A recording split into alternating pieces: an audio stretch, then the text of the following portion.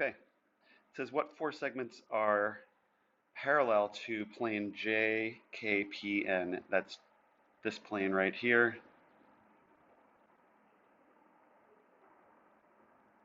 That you can call that, if you're thinking of it as a box, it's the left-hand side of the box. And what's parallel to it then? Well, if we have segments that are on a parallel plane, those segments will be parallel. So what's a parallel plane? Well, this is a parallel plane right here.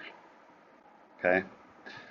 Hopefully you understand that that's parallel plane, other side of the box, right? If you continued those sides, they would never touch. So then those edges actually that I just traced out are the segments that we're looking for that are parallel. We have segment LM.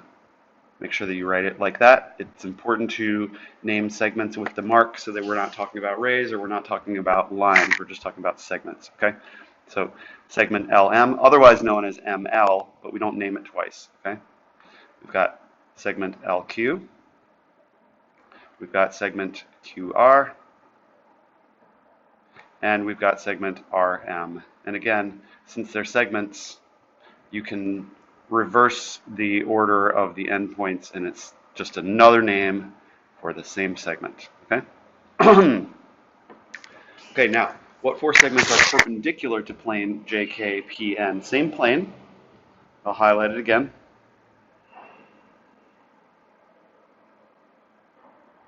Right here.